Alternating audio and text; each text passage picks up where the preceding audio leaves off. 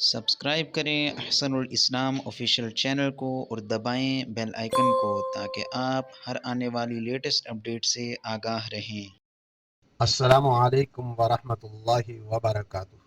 ناظرین، جیسے کہ ہمارے لیسن نمبر 3 چل رہا تھا، آج لیسن نمبر 4 لائن نمبر 3، ذرا توجہ۔ زا، سین، شین، صاد، ضاد۔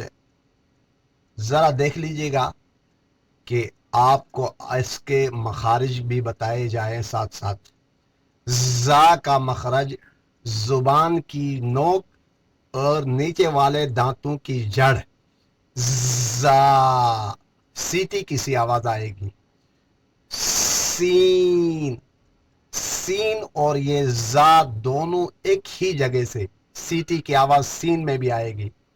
نیکسٹ شین، شین میں زبان یوں پھیل جائے گی جیسے اوپر جیم میں پھیلتی ہے، اس کو بھی حروف شجریہ کہا جاتا ہے۔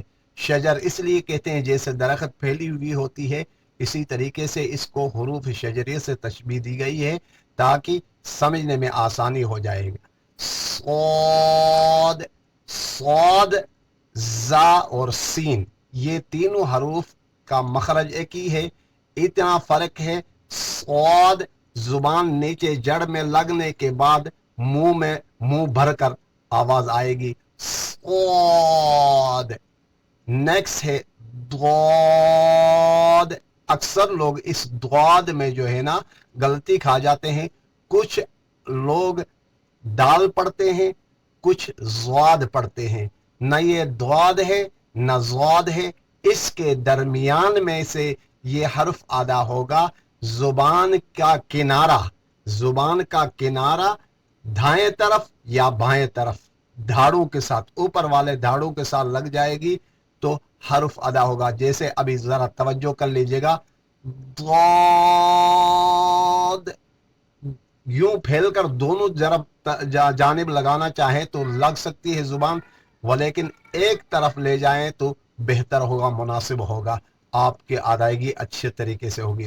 ضاد، توجہ، زا، سین، شین، صاد، موٹا، ضاد۔ آج کا لیسن اختتام پذیر ہوا چاہتا ہے۔ والسلام علیکم ورحمۃ اللہ وبرکاتہ۔